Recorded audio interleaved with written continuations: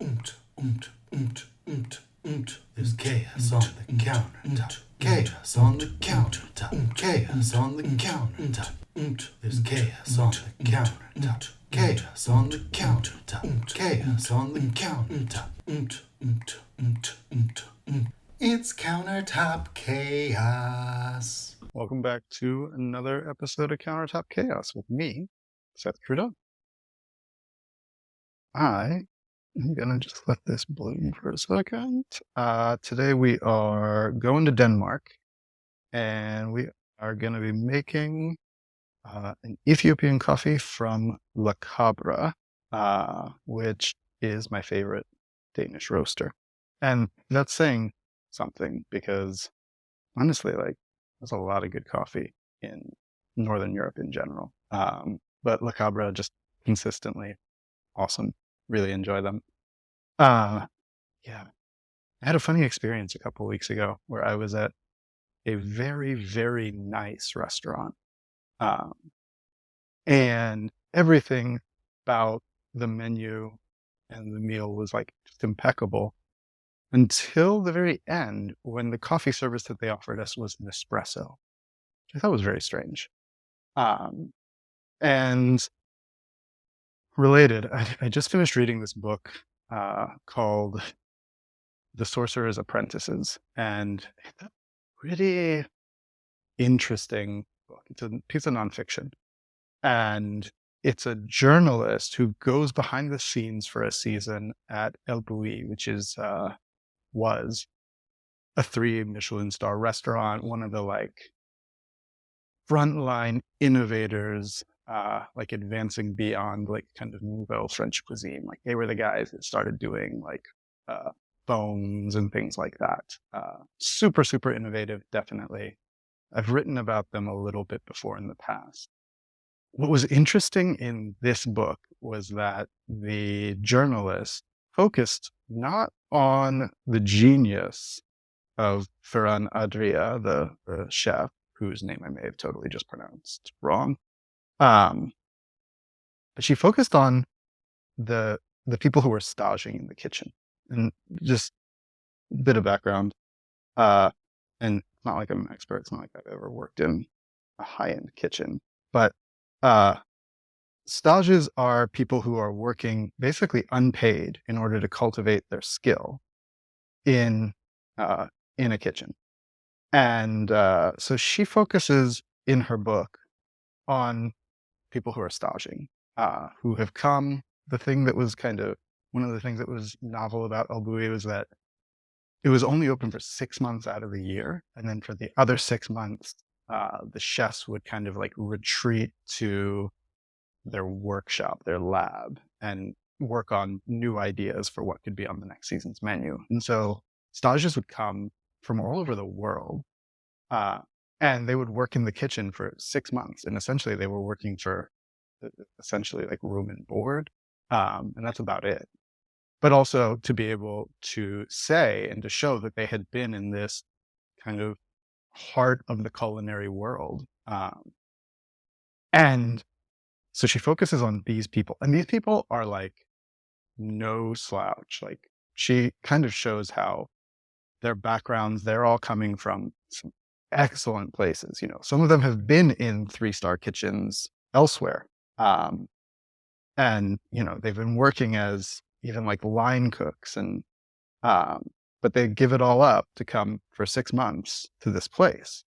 And she shows how, in a lot of ways, it is a bit tedious and a bit mind-numbing, and how, by and large, what they are doing is really just honing technique really hard. They're learning new culinary techniques, and then they are just basically just running them over and over and over again. And some of that is down to innovative new technique, but you're looking at people who are spending weeks. The example that she gives is they're spending weeks making lentil paste little beads using a syringe, and they're doing it thousands of times a night for that night's meal service. And honestly, a lot of them complain about the fact that they find it tedious and that it doesn't quite match their expectations. Um, and very few of them are doing anything that even seems remotely creative or innovative. And there's this mismatch in the rhetoric because in the minds of the chefs, and particularly the head chef, what part of what they're doing is they're teaching the approach to creativity and innovation that comes out of El Bulli. Um, and I think a lot of the people disagree with that. They don't actually see that happening for themselves. But it's gotten me thinking a little bit about the relationship between creativity, innovation, and technique. Um, because I don't think that technique inherently leads to creativity and innovation. And I don't know that you have to have perfect or flawless technique in order to do things that are creative or innovative. But I do think it matters.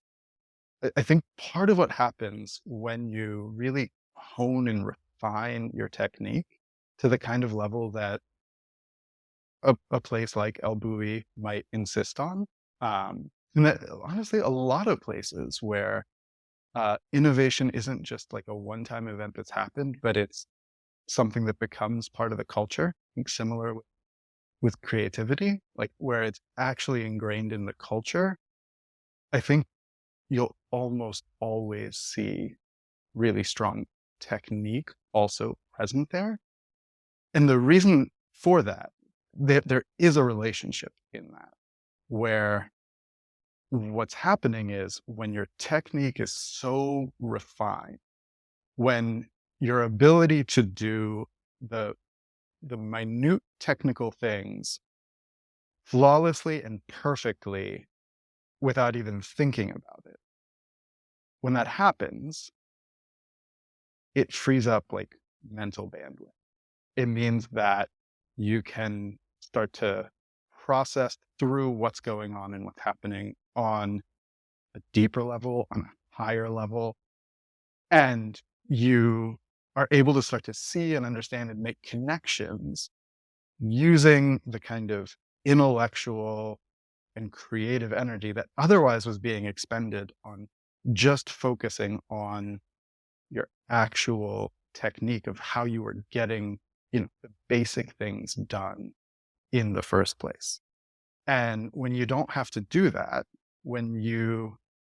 it's just automatic, when it becomes just automatic, it does actually release something. Now, that doesn't mean that just because technique becomes flawless, that you automatically are going to unlock something brilliant and amazing. Because honestly, like that mental energy, that creative energy, there's a lot of ways you can expend it. It can go into a lot of things. You can focus it on worrying about something random. God knows I do that all the time. But if you're in an environment that both encourages, supports, and in some cases almost like mandates that you channel that energy into the work of creation, then I think you shouldn't be surprised if you're going to see that creative and innovative things are going to emerge out of that. By the way, I think the thing has stalled out on me. That is not down to Cabra. That is down to Seth. Um, this is an issue of technique. My technique was a bit more on point. Probably wouldn't have happened, but it did. And that's part of the chaos. So it's just, we're going to take what we got. I don't want to let it keep going because I don't want to coffee get too bland, and already it probably is kind of gonna be. A fun way to end a little reflection on the value and importance of technique is it's a little bit of a deficit in my own. But in some ways it kind of doesn't matter because no, it does matter. Don't let me pull that off. That's not true. technique matters, but technique is not fate.